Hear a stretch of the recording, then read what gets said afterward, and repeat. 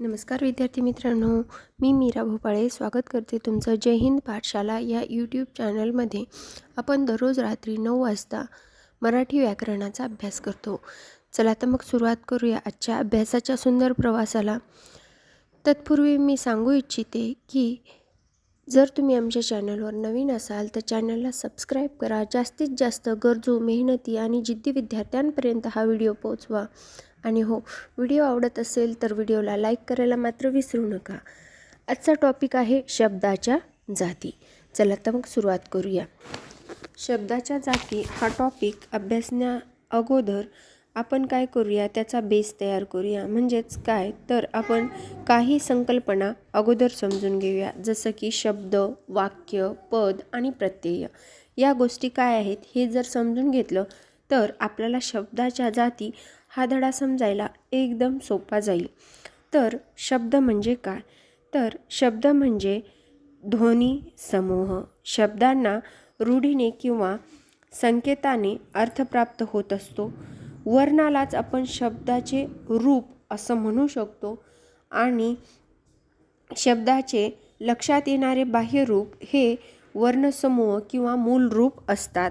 त्याचबरोबर आपण जसं की म्हणू शकतो, एखादा अर्थ शब्द तयार होण्यासाठी योग्य क्रम आपल्याला आवश्यक असतो. मग हा ध्वनी समूह म्हणजे काय तर जे काही शब्द असतात त्याला अर्थपूर्ण होण्यासाठी ध्वनी समूह लागतो. त्याचबरोबर ध्वनी समूहाला आपण अर्थपूर्ण शब्द असं सुद्धा म्हणू शकतो. प्रत्यय काय असतात तर प्रत्यय म्हणजे ध्वनी समूहांना कोणत्याही प्रकारचा अर्थ नाही, जे शब्दांना जोडलेल्या शब्दाच्या विशिष्ट रूपे तयार होतात त्यांना आपण प्रत्यय म्हणतो. मग वाक्य म्हणजे काय तर वाक्य म्हणजे एखाद्या शब्दाला किंवा शब्दसमूहाला पूर्ण अर्थ प्राप्त झाला तर त्याला आपण वाक्य म्हणतो. जसं की पवन गावाला गेला. आता ह्याचा पूर्ण पवन कुठे गेला? गावाला गेला. अर्थ पूर्ण झाला ना, त्यामुळं आपण त्याला वाक्य म्हणत असतो. मग पद काय असतं तर पद म्हणजे वाक्यात शब्दाचा मूळ रूपात बदललेले रूप. म्हणजे काय तर वाक्याचे जे शब्द असतात त्यांचे जे मूळ रूप असतं त्यांचं रूप बदलतं, त्याला आपण पद म्हणू शकतो. जसं की उदाहरणार्थ, गोविंदने झाडाला पाणी दिले. कोणी? गोविंदने. कोणाला? झाडाला. मग काय झालं तर हे दोन, गोविंद आणि झाडाला, हे झाले वाक्यातले पद. मग पद कसे असतात? पद कधी प्राकृत असतात तर कधी विकृत असतात. प्राकृत म्हणजे काय तर शब्दाचे मूळ रूप म्हणजे प्राकृत शब्द, आणि विकृत म्हणजे शब्दाच्या मूळ रूपात झालेला बदल, म्हणजे त्याला आपण प्रत्यय लावून येऊ शकते, त्यामुळं त्याला म्हणायचं विकृत शब्द. उदाहरणार्थ, अनुजने घराला कुलूप लावले. हे काय झालं? विकृत रूपाचं पद झालं. कोणतं तर अनुजने घराला. यानंतर प्रत्यय आपण सविस्तर अभ्यासूया. प्रत्ययाची व्याख्या तर आपण पाहिलेली आहे, पण प्रत्यय सविस्तर अभ्यासूया. कारण प्रत्ययाचे दोन प्रकार पडतात, ज्यामध्ये चरण प्रत्यय, त्याला शेवटचे प्रत्यय किंवा अंतिम प्रत्यय असं म्हटलं जातं, आणि चरणोत्तर प्रत्यय, ज्याला शेवटच्या नंतरचा प्रत्यय किंवा प्रत्ययानंतर पुढे येणारा प्रत्यय म्हणजे चरणोत्तर प्रत्यय असं म्हणतात. आता ह्या चरण प्रत्यय आणि चरणोत्तर प्रत्ययाचे परत दोन भाग पडतात. चरण प्रत्ययाचा विभक्ती आणि अख्यात हे दोन भाग पडतात, आणि चरणोत्तर प्रत्ययाचा कृत, कृदंत तसेच दत्वित आणि शब्द साधित असे दोन भाग पडतात. मग चरण प्रत्यय काय असतो तर चरण प्रत्यय हा शेवटचा किंवा अंतिम असतो. हे प्रत्यय जोडल्यानंतर दुसरा प्रत्यय जोडला जात नाही, त्याला आपण चरण प्रत्यय म्हणतो. उदाहरणार्थ, माळी प्लस ला माळ्याला असं होतो. हे काय झालं तर पूर्ण झालं, त्यानंतर आपण दुसरा प्रत्यय जोडू शकतो का तर नाही. म्हणजे काय, तर शब्दाची फुल स्टॉप म्हणजे चरण प्रत्यय आपण असं म्हणू शकतो. आणि दुसरा प्रत्यय लागत नाही त्यानंतर या प्रत्ययामुळे शब्दाला पदत्व प्राप्त होते. या प्रत्ययाचा वाक्यात उपयोग होतो आणि शब्दाचे ते कोणतं रूप असतं, तर ते सामान्य रूप असतं. त्याची जातसुद्धा बदलत नाही, ते चरण प्रत्यय असतं. विभक्तीमध्ये चरण प्रत्यय हे प्रथमा ते पंचमीपर्यंतच आहेत, कारण त्याला अपवाद आहे. षष्टी आणि सप्तमी ही 2 प्रत्यय ही चरणोत्तर प्रत्यय आहेत. पण विभक्तीमध्ये प्रथम ते पंचमी हे काय आहेत, विभक्तीचे चरण प्रत्यय आहेत. ही गोष्ट लक्षात ठेवायची, कारण आपल्याला अपवाद असतात तिथेच आयोग प्रश्न विचारत असतो. त्यानंतर चरणोत्तर प्रत्यय. चरणोत्तर प्रत्यय म्हणजे काय, शेवटच्या नंतर एक दुसरा प्रत्यय लागणं, किंवा जसं की समाज प्लस इक प्लस ता काय होणार, सामाजिकता. मग हे पूर्ण व्हायले का सामाजिकता वर्ड, नाही. जसं माळ्याला हा पूर्ण झाला शब्द, तसं सामाजिकता पूर्ण व्हायला का, नाही.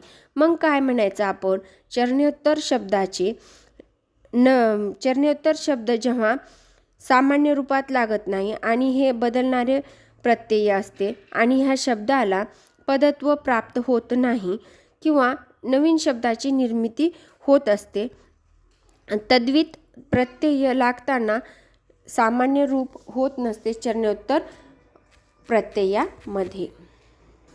त्यानंतर तद्वित प्रत्ययामुळे जात बदलते, ही गोष्टसुद्धा लक्षात ठेवायची. जसं की गरीब. गरीब काय आहे, तर विशेषण आहे. आणि ई काय आहे, तर वेगळा शब्द आहे. गरीब प्लस ई हे 2 एकत्र केले तर गरिबी होतो. मग ह्याचं काय होतं, तर जात बदलते. हे काय झालं, आता भाववाचक नाम झालं. म्हणजे काय, शब्दांना स्वतंत्र अस्तित्व नाही चरणोत्तर प्रत्ययामध्ये. आता जे आपण पाहिलं, शब्द, वाक्य, पद, प्रत्यय या सर्व गोष्टी थोडक्यात मी सांगते, ज्याला आपण एक थोडक्यात रिकॅप म्हणूया. वाक्यातील महत्त्वाचा घटक म्हणजे शब्द होय. अर्थपूर्ण अक्षराला शब्द असे म्हणतात, परंतु सर्वच अक्षराला अर्थ असतो असे नाही. काही अक्षरसमूह अर्थहीन असतात, जसे की ईक, नारा जसे इत्यादी. ज्या अक्षराचा समूहांना अर्थ नसून जे समूह शब्दांना जोडल्यास त्यात शब्दाची विशिष्ट रूपे तयार होतात, त्या अक्षरसमूहाला प्रत्यय असे म्हणतात.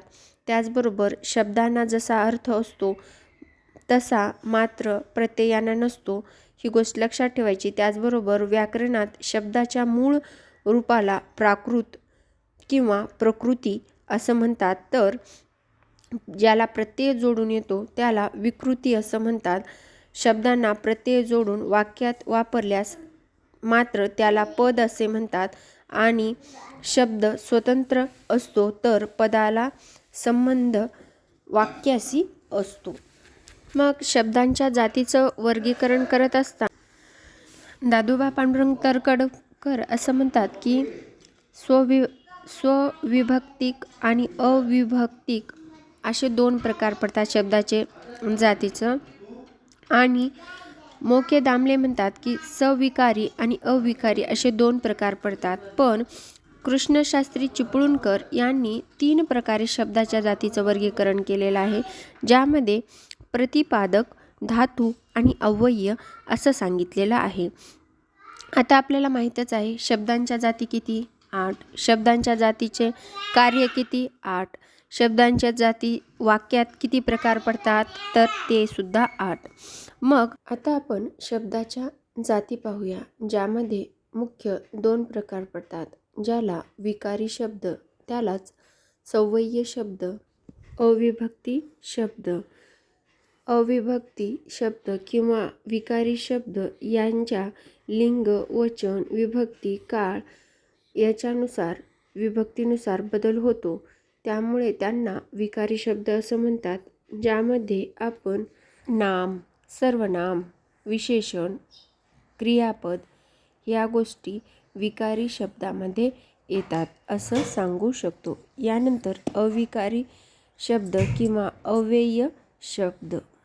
ज्या शब्दाच्या रूपात लिंग, वचन, विभक्ती नुसार कोणताही बदल होत नाही त्याला अविकारी शब्द किंवा अव्यय शब्द म्हणतात.